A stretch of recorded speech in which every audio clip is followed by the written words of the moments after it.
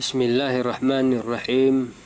Alhamdulillahi rabbil alamin. Wassalatu wassalamu ala asyrafil anbiya wal mursalin Sayyidina wa maulana Muhammadin wa ala alihi wa sahbihi ajma'in. Amma ba'du. Ikhwani rahimakumullah. Penting bagi kita bahwa kita mengetahui, memahami tentang sekitaran akidahnya Ahlus Sunnah wal Jamaah, terutama di dalam pembahasan sifat yang wajib bagi Allah Subhanahu wa taala, atau yang lebih kita kenal dengan sifat 20. Nah, karena ini terkadang menjadi sebuah pertanyaan atau pembahasan yang besar, bahkan tidak jarang menjadi sebuah perselisihan, perdebatan, khususnya di kalangan kaum yang mereka itu mengatasnamakan kaum salafi. Nah, ujar mereka, kenapa sifat kesempurnaan Allah Subhanahu wa taala atau yang wajib bagi Allah Subhanahu wa taala itu hanya ada 20 sifat. Nah, seakan-akan terbatas, seakan-akan dibatasi oleh manusia. Nah, ini yang perlu kita paham. Nah, mudah-mudahan Allah Subhanahu wa taala memberikan kita paham tentang ini. Nah, jadi begini penjelasannya. Sebenarnya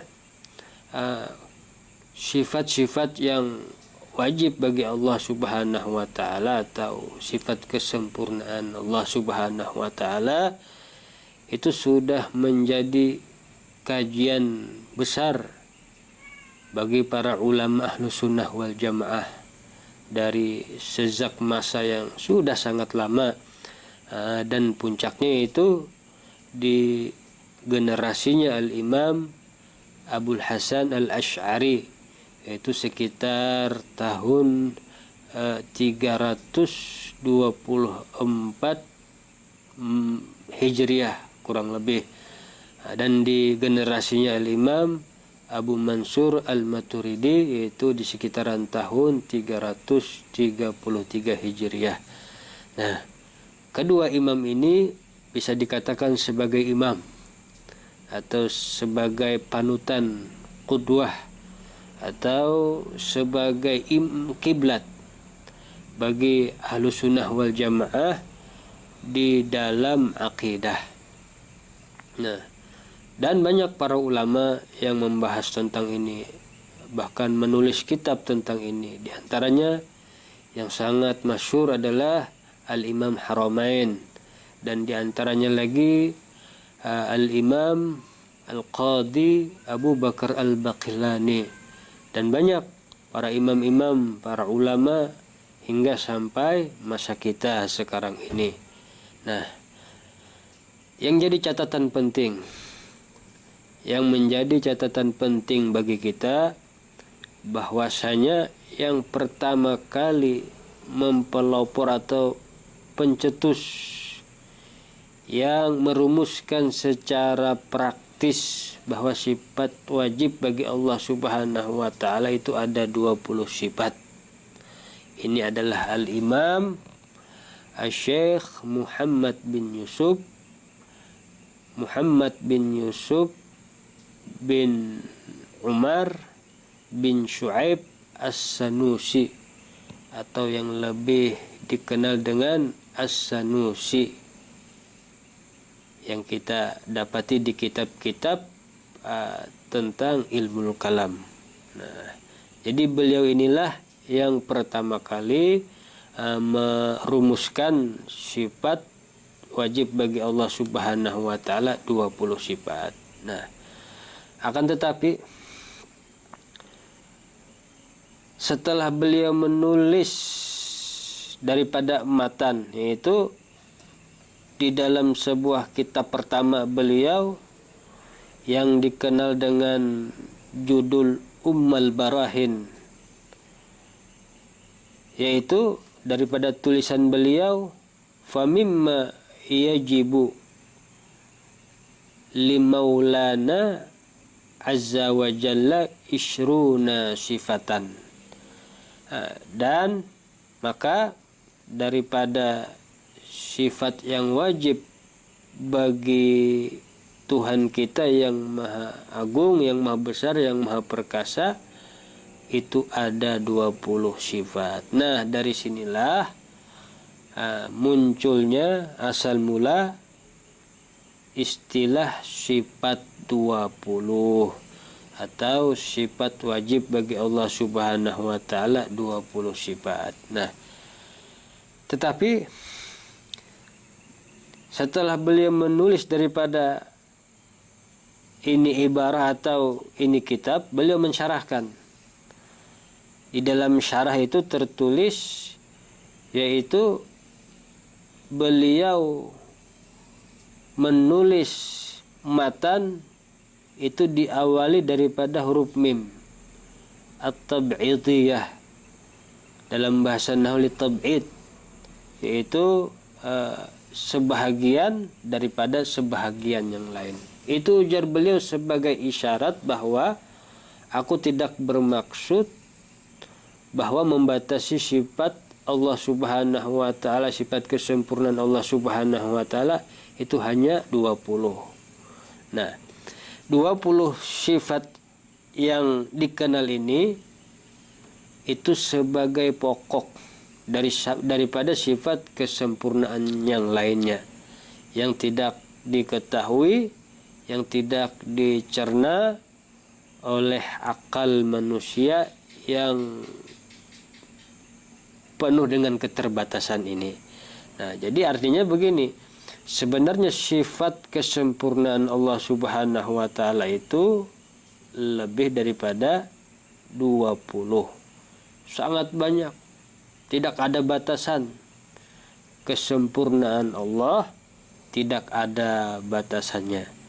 Akan tetapi hasil daripada ijtihadnya para ulama, mereka bersusah payah mengistinbat hukum, mencari tahu dengan sumber Al-Quran dan sunnah-sunnahnya Rasulullah Sallallahu Alaihi Wasallam.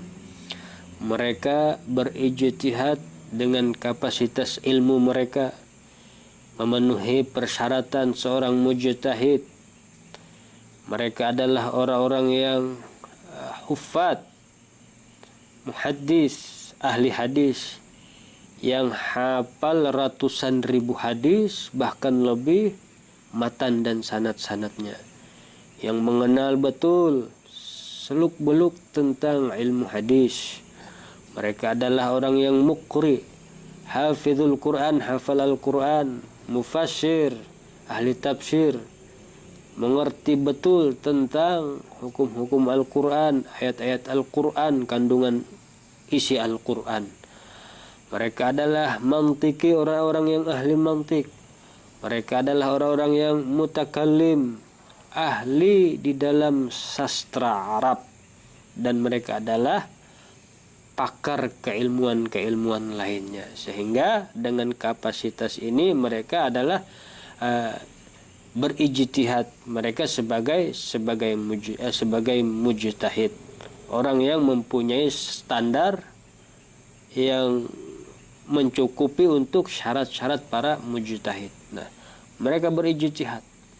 Lalu para ulama ini ada sebuah kesepakatan, nah, ada sebuah ijma yang mana tujuannya ini adalah untuk mempermudah bagi kita sebagai generasi yang berikutnya, generasi yang setelahnya, kan mudah memahami 20 sifat.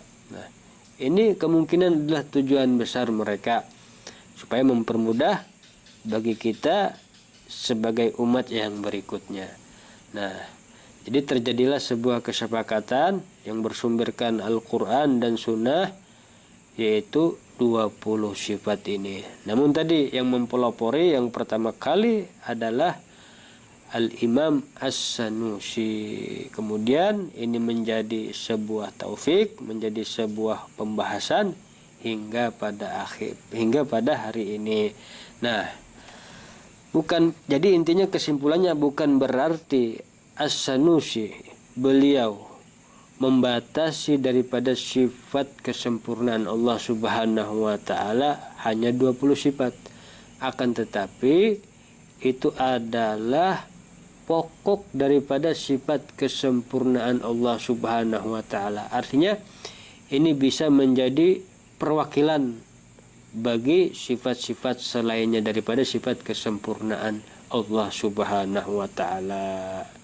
Nah, kemudian dibahas terus sampai pada hari ini dan masyhur di kalangan para ulama, yaitu para ulama kalam, itu ahli tauhid, bahwa wajib bagi setiap mukallaf mengiktikadkan sifat yang wajib bagi Allah 20 sifat ini.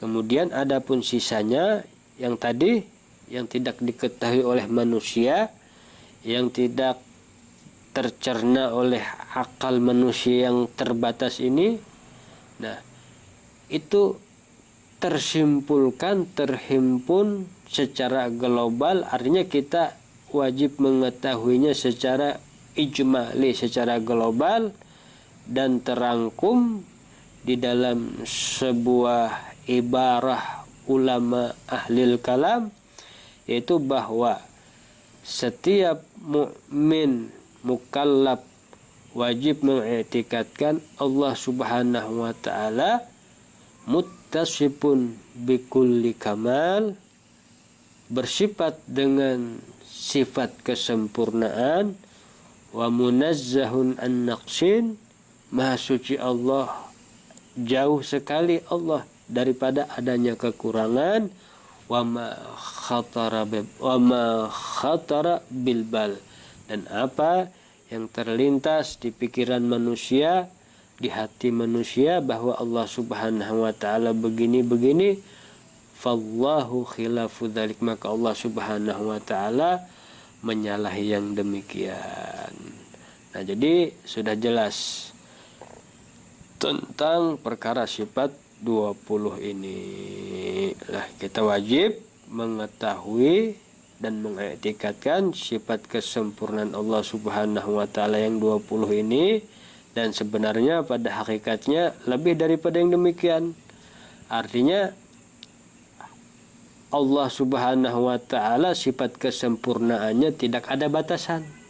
Akan tetapi yang tidak ada batasannya ini kita diwajibkan hanya mengetahui secara ijmali, secara global, yaitu terhimpun dalam sebuah ungkapan ahlul kalam, yaitu Allah muttasifun bikulli kamal wa munazzahun an naqsin wa ma khatara bilbal. Allah maha suci, Allah bersifat dengan sifat kesempurnaan.